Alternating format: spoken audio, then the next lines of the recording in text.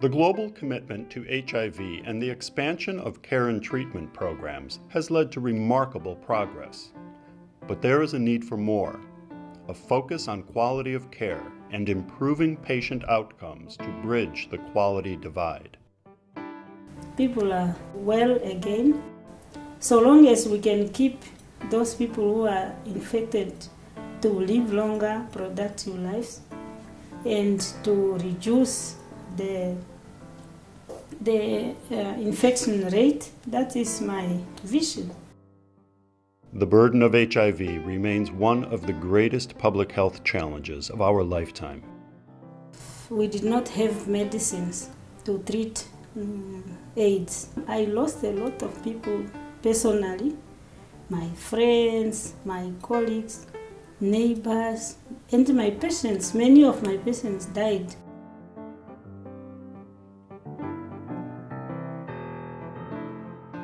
Worldwide, there are still 33 million people living with HIV, half of whom live in resource-limited countries. And still, a majority of those needing treatment do not have access. So it was, I think, quite disheartening that your hands were folded the moment you make a diagnosis of HIV and you see that the patient is actually kind of dying in your face. But there is hope. HEALTHQUAL, formerly known as HEALTHQUAL, partners with national ministries of health and U.S. government agencies in resource-limited settings to implement a simple model to create self-sufficient, local quality management programs that are sustainable over time.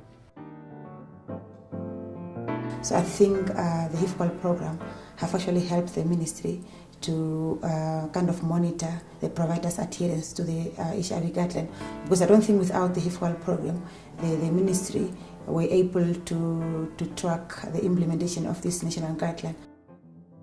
Working in partnership with national health officials in 13 countries, HEALTHQUAL has facilitated improvement in quality of care for people living with HIV and other chronic conditions.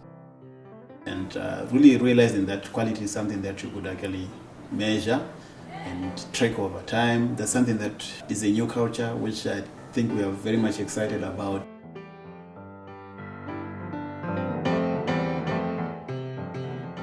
We have evidence that in many instances those interventions have kind of worked and resulted in improved quality of care, and that hopefully also would result in improved patient outcomes, which is the ultimate goal that we intend to achieve. This project is committed to enabling the remarkable people behind this work to tell their stories. The committed health professionals and caregivers throughout the world who are working daily to achieve a future without HIV.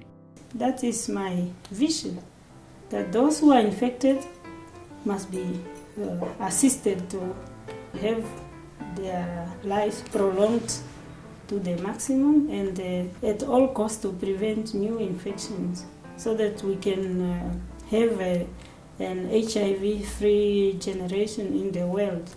Each country must just fight for that.